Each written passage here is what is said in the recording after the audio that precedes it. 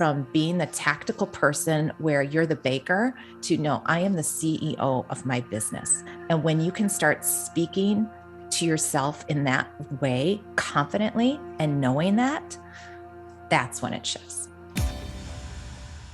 Ladies and gentlemen, I am so excited about today's episode. You're going to meet the one and only Melissa Rose. She is such an energetic, wonderful person and so inspirational. Let me tell you why.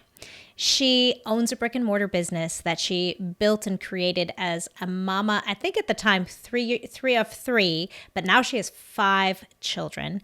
A divorced mom who created this brick and mortar business into something just exceptional. And now she's taken her skills and techniques and tips and tools and turned them into a coaching business and bringing it online for us to see and understand and learn from in real time with her podcast called Brick and Mortar Visibility.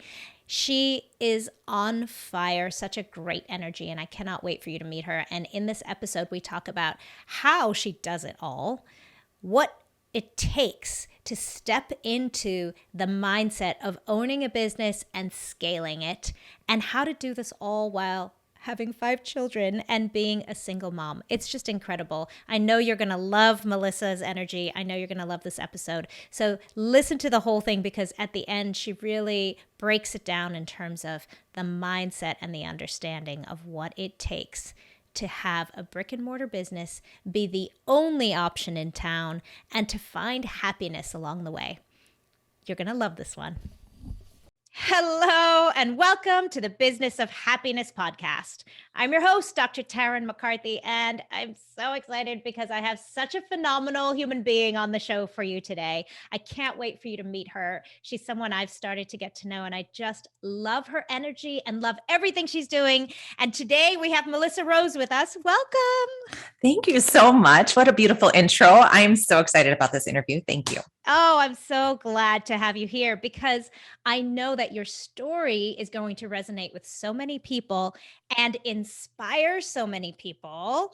And the reason why you have been inspirational to me is where I want to start today, because you are doing all the things, sister. You're doing all the things, and we want to know how you do it. So tell us a little bit about the projects and the wonderful things that you have going on in your life and how you came to do these beautiful things such as podcast host and running a brick and mortar business and coaching others to do excellent things with their brick and mortar business and mother of 5. Tell me all the things. Talk to me. Well, hello, everybody. And thank you so much for this opportunity to share, Dr. Tarryn. Thank you. I'm a mama of 5 kiddos, and that usually gets people's jaw to drop because they're like, what, I don't get it. But 5 beautiful children. And I started my business, you guys, I started in 2008, a few weeks after baby number 3, because I just wanted some sanity. Okay. I always was a dance teacher. I went to school for musical theater, performed professionally, did the thing, and then had babies. And in that time, I always freelanced as a choreographer or teacher. So I always was doing it. But in 2008, that's when I decided just to, you know what, let's see if people come to my house. I had this little basement that wasn't really being used. And sure enough, I started just reaching out to my neighborhood and said, hey, I'm going to teach a dance class for mamas because I miss my mamas because I'm stuck home all day with my kiddos. And I literally started it. You're going to laugh. I said, hey, just pay $1, like just come and dance. And they came, and I didn't even take their money because it was such therapy for me. So fast forward, the business grew, and I use air quotes because it was genuinely a side hustle. I was a stay-at-home mom. I was a mom first, and then had this business in the evening where I taught students of all ages the art of dance. It grew where I was teaching about 22 hours a week, all the classes myself. In 2015, my husband of 15 years walks in the door and asks for a divorce. We had 5 kids, 11 down to 2, and I needed to decide, am I going to do this? Am I going to open a commercial space? Am I going to grow this business? Am I going to figure this out? And it's not that I was scared of being a single mom. I've seen that. And I wasn't scared of being a studio owner with a commercial space. I've seen that, but I did not see anybody with those two qualities doing it. And that was scary to me. So I resisted opening a commercial spot for as long as I could. So I dove into learning online marketing, and I created curriculum that I sold to studios around the world. And that's how I cut my teeth on online marketing and digital marketing. Had some success with that, but burned out real quickly because it was a monthly membership type thing. And then just the perfect place opened up a mile away and said, all right, let's do it. And we opened a commercial space. So now I have two spaces. I still use my home studio for my littles. And then we have our commercial space. I have a team of 14. I pretty much can leave the studio. I don't have to be there. I teach because I choose to. I love it. I probably will always teach, but I have a fabulous staff. And when people say, oh my gosh, how do you do it all? I say, I have a team. I have help, and they are amazing.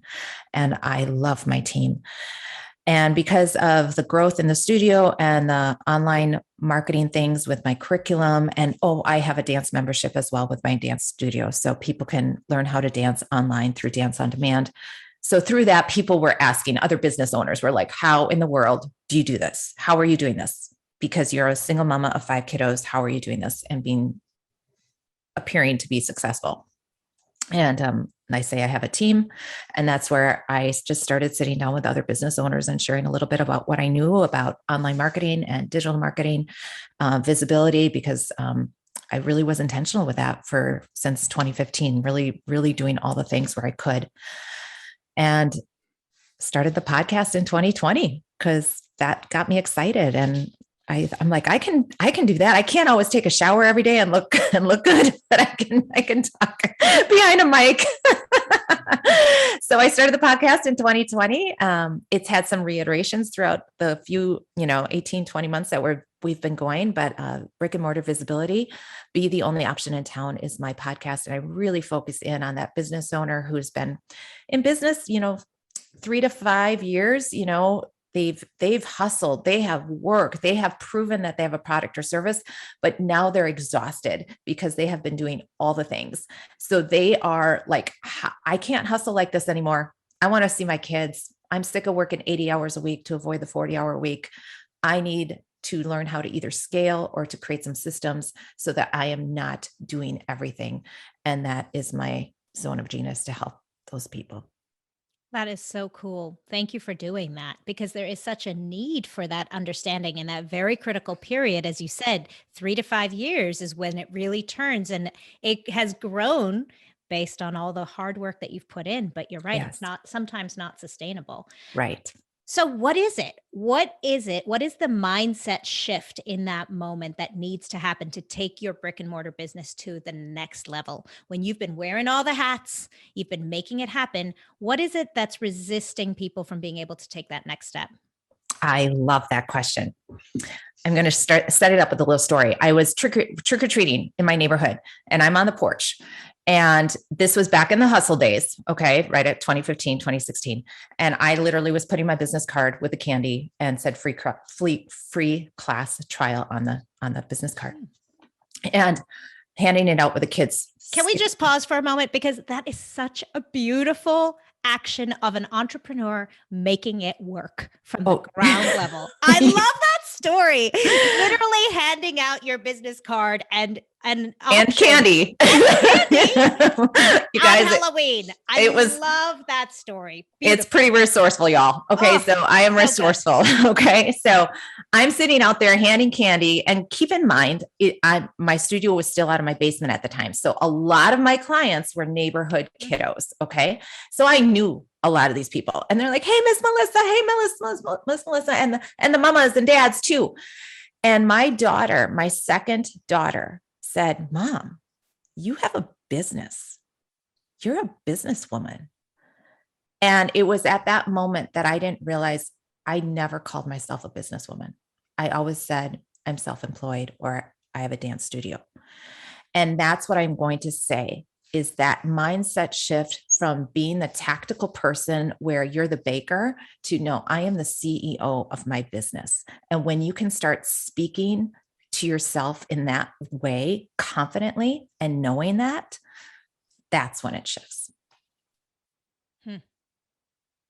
It's a different identity. It is. And stepping into it and stepping into how a CEO is going to dress or present themselves or step into rooms that scare the heck out of them or talk to people that, oh gosh, I don't know if I should. No, you're going to do it because you're the CEO. Absolutely. And embedded in that as well is this understanding that CEOs don't do it all by themselves. CEOs have that team that you're speaking of. Mm-hmm. Mm-hmm. So, what advice do you give to brick and mortar businesses who are embarking on this new identity? They're beginning to recognize, okay, I'm the CEO of this thing. How do I start creating a team?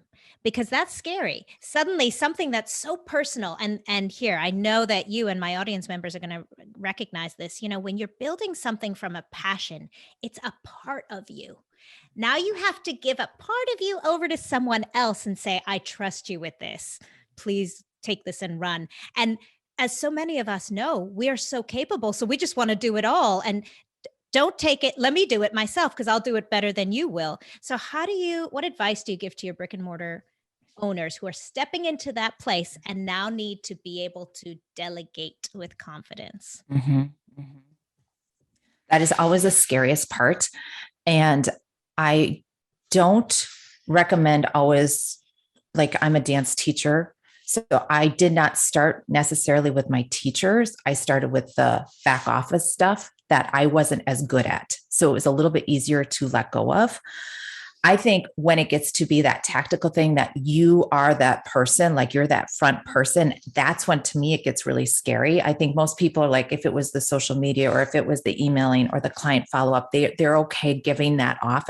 But it's when it's like the physical therapist has to bring on another physical therapist, that gets scary. Okay. So how do you do that?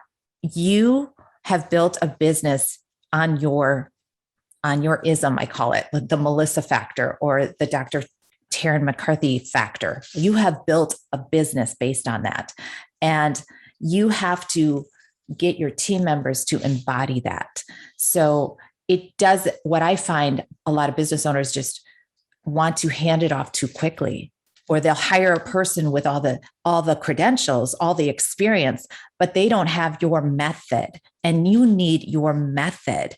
Melissa method at the studio it's you have to be there in the classroom with me. So we have a process of training in and not handing it. It's a 6-week process. And I know others where it's a lot of people will do a 60 or 90-day process, but you're slowly transferring that over so that they embody the character and the energy and the dynamics of your business so that when you leave, that beautiful factor, that beautiful energy isn't lost when you're not in the office or the studio or wherever you are.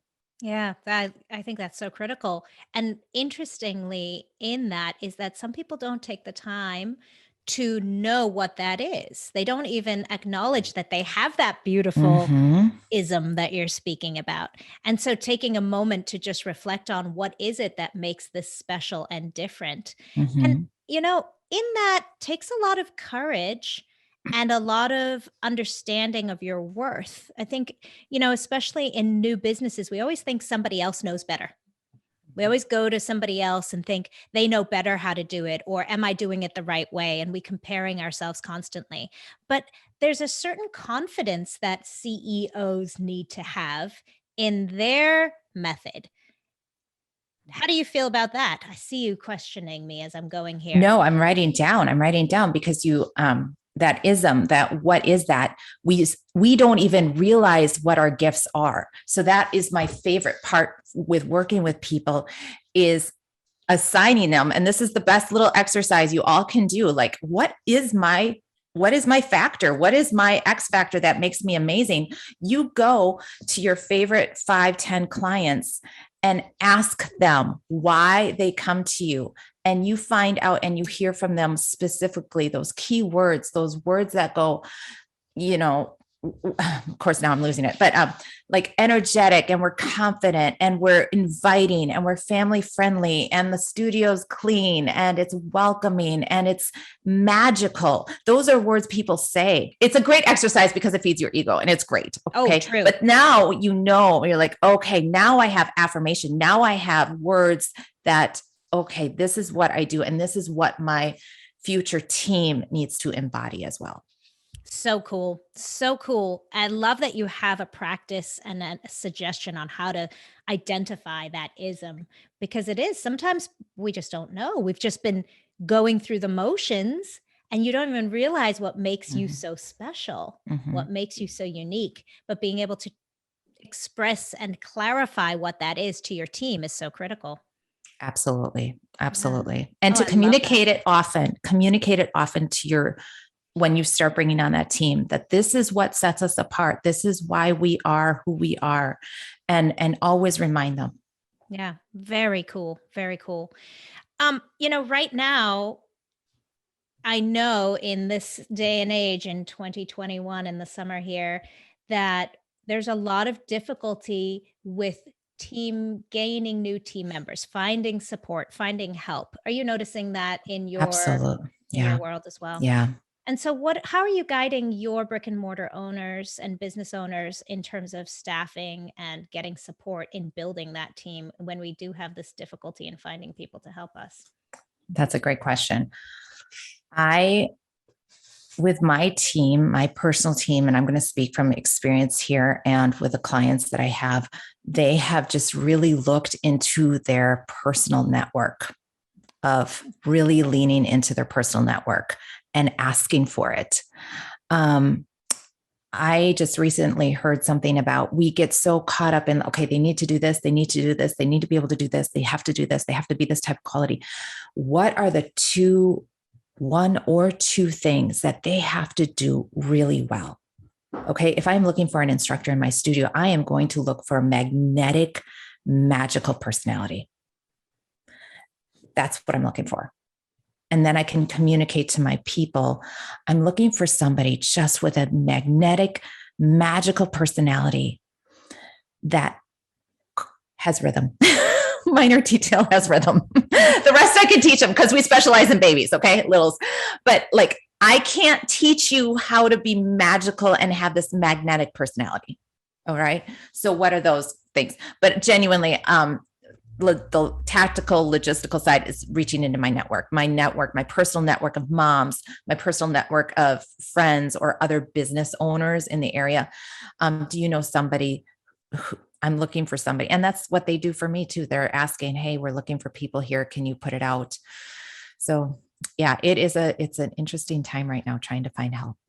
Yeah. And really speaking to your point, just another opportunity as a business owner to stretch that part of you and find out a new way, think creatively, because the truth about owning any business, whether it's online or brick and mortar businesses, we can't control everything outside of us. So we constantly have to be on our toes and excited about thinking a little differently and creatively. If you're listening to this podcast, chances are you didn't get into business to be miserable. The problem is that people feel that if their business gets busier, if they start becoming more successful, that happiness will eventually set in. But it can actually get worse. This is why I created the Business of Happiness Prosperity Coaching. In this one-on-one coaching, we look at how to redefine success on your terms and re-find the joy and the passion in your dream. Visit me at thebizofhappiness.com and become the happiest business owner you know. Yes. Yeah. So what are the greatest challenges that you're facing now in terms of your business? Where is it that you need to think and grow a little bit differently that you're working on? In the brick and mortar? Yeah. Or in the podcasting world, whatever you're focusing on right now. The brick and mortar, I think with any brick and mortar, you have this growth and then you kind of plateau and you figure things out, and then you growth again and then you plateau and figure things out again. And that's kind of where we were this past year. 2020 and in the summer 2021, it's just been weird. It's just been different, obviously different with COVID, the 2020, but now 2021, my summer was a little bit different. And I just had to really look at like, why did things not work like they usually do? And just really paying attention to that and then look at what did work. So and that always comes back to tracking. Those of you who can't see, I have my tracking sheets back here and I literally track everything. And I love having it all in one place here. It's old school black and white numbers because you can just not that old school black and white numbers is old. But the paper, y'all, it's not digital. So I have it there so that way I can see everything that I'm tracking up front and I can see black and white numbers and not get emotionally tied to things. And that is the key, is not to be emotionally tied to it. Now with the coaching business, for example, because I track everything, I track when I speak, I track when I'm a guest on a podcast. I didn't do a lot of that in May and June. Because gosh forbid, kids are getting out of school. It's really busy. Okay. So I didn't do that. So now I'm noticing downloads aren't usually where they are, or they're not growing as much as I would like. Well, I wasn't out there. So I noticed that now we're getting back on the bandwagon of being on podcasts or getting myself out speaking more, because that's where the downloads grow. Isn't it amazing how what you pay attention to changes? And when you stop paying attention, you lose that, I'm going to say control, but it's not. It's just awareness of what is and isn't working. Yeah. And I'm like, well, will 2 or 3 months really make a difference? Well, it did. It did for me. So some people, it may not, but just paying attention to it. And I really like what you said about staying unemotional about it. So not beating yourself up about it. Oh, I should have done it differently. I didn't do this. But just being able to look at it from a distance. I love that image of it on your wall there, because you can just separate your heart from it for a minute. Mm-hmm. And then look at it from a different perspective and see how to learn from it moving forward. Mm-hmm. Yeah, really great tip. Awesome. Okay. We also need to know something very important is, how do you do all this and mama of 5? There's a phrase that says, when this part of your life is going really well, there's another part that's not going very well. Okay. Parenting is hard. Everybody would agree. Parenting is hard. I have a 17-year-old I raised her exactly how I want her to be. I want her to be independent. She has a photography business. She is the dance captain of the dance team. She is doing this volunteer organization called Hudson Ambassadors. She is volunteering up a storm. She started a photography business during COVID, website, everything. I joke that she's making more money than I am right now. I am not worried about her. She bought her own little Audi at 16. Oh. She bought her own laptop for editing photos, and her own camera and everything. This is what I raised. Okay. This is what I taught. This is good. It is hard to parent. It is really hard to parent because she's independent. She's self-sufficient. I'm not worried about her. She's going to be just fine. So you want to raise these independent, strong women, and it is hard to parent them. But then I get down to my 8-year-old little Ezra, and he's in football, y'all, and little transformer with his little costume of like stuff on, and he's putting it on, and his older sister's there helping, and his brother is helping the first practice, right? Then he gets off the practice field and he's done. He's taking it off. And I'm just, I'm the mama and he's my baby. And I say, hey, babe, can I help you carry anything? He goes, no, mom, I need to figure out how to carry this myself. That's what you would tell me. And I was like, you're right. Okay, good. You're listening. So it is hard. It's a lot of emotions. You have 5 different personalities. You guys, I also say I'm divorced. Okay. I let people know that and remind them of that, because that is a legit break. I get a break to breathe, do some self-care, dive into my business a little bit deeper. So that way, when they are home, I'm more refreshed. When I feel like it was harder when I was married because it was all the time. So there is that legit break that I have. Permission. It's permission. Yeah, that's everything. Mm-hmm. How important is a team in raising a family of 5? Do you have a team? inside the home. Yeah. No, Hmm. no, I don't. I did when the kids were little, as far as I did have some after school help. Okay. So I will say that now I don't, because they're older and self-sufficient. But when they were younger and I was teaching, yes, I had a nanny come after school to help with the homework and the running. That was important to me that I be home and present with the kids during the day. I have on my wish list a cleaning person though. That's like my next thing. Oh my gosh. Melissa, let me give you permission to get a cleaning person. But see, the thing is, I'm like, I have 5 kids. They should help. And that's what I was just going to say. You've raised your own team. I mean, you said it when you were talking about Ezra, and everyone was trying to help him out and get his stuff for him. He's got a team around him. You really created your own team. Yeah. So that's kind of where I'm like, I have 5 kids and I grew up on a dairy farm. So that's a whole different lifestyle and work ethic. And my kids are city kids. So, I call them spoiled little brats sometimes because they did not milk cows and do all the stuff that I grew up doing. So I'm like, no, they need to learn how to do some chores and help out around the house. Okay. So that's where I'm like, oh, not so sure on the cleaning person yet, because my kids need to step in and help a little bit. So I love it. I love it.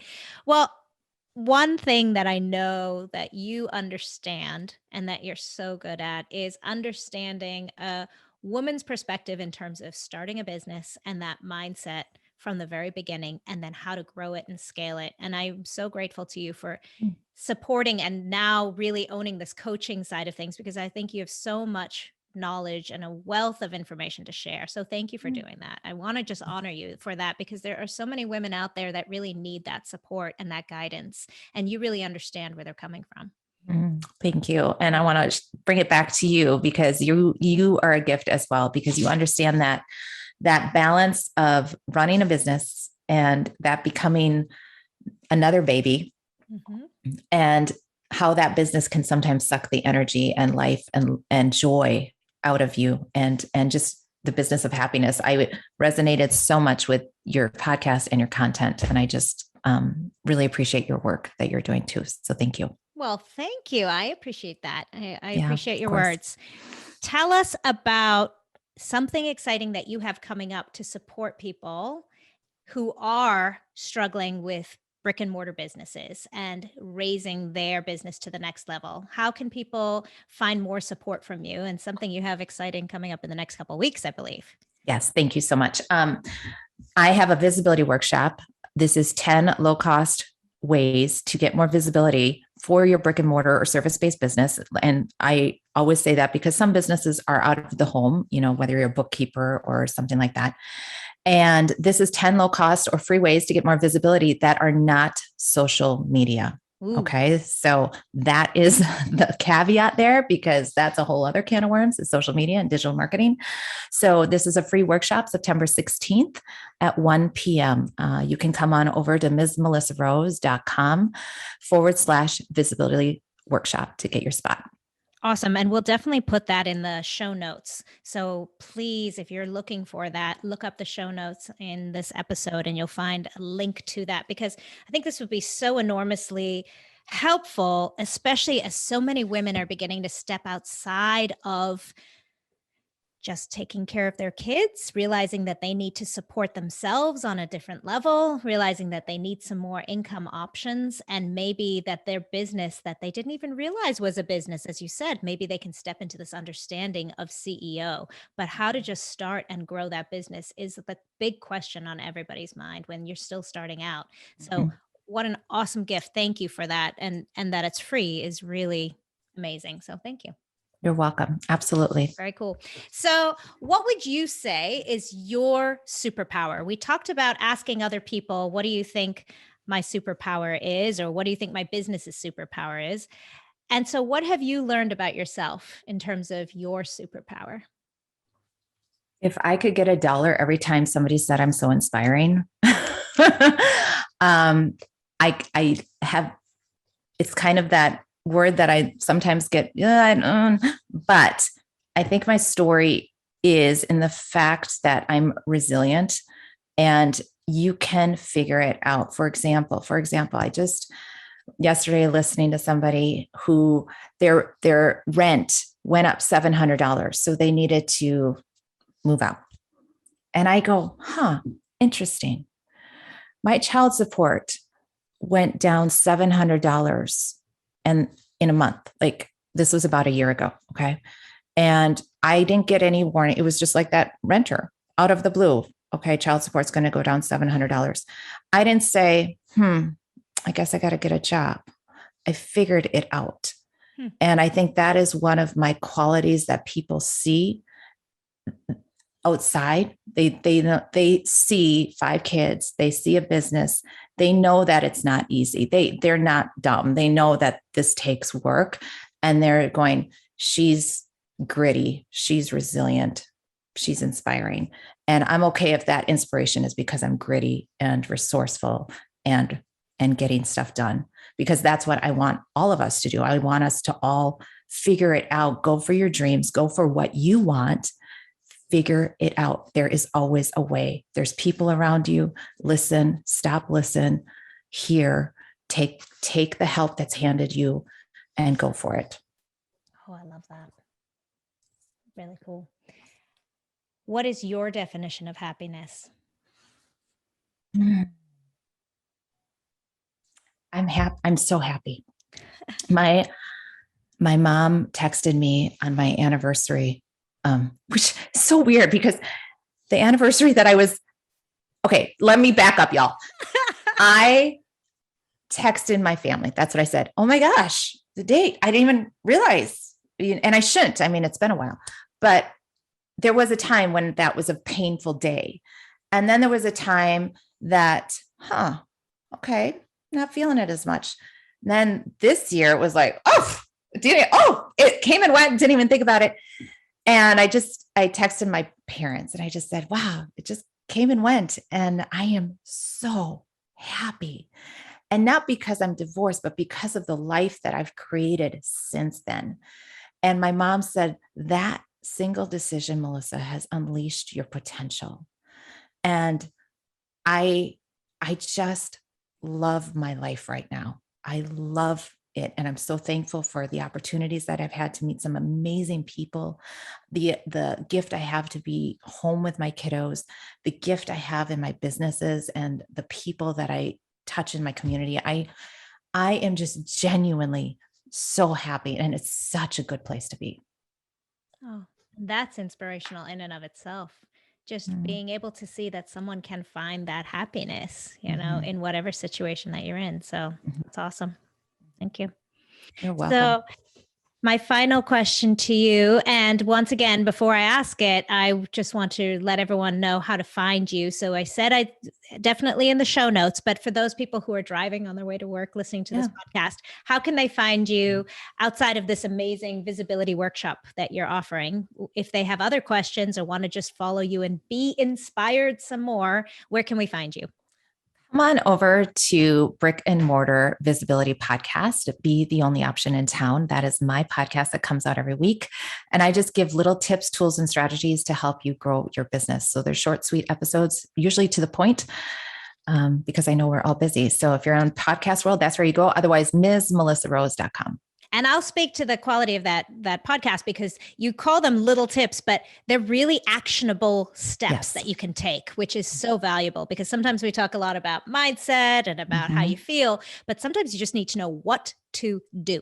So that is really valuable on your podcast. Thank you for that. Yep.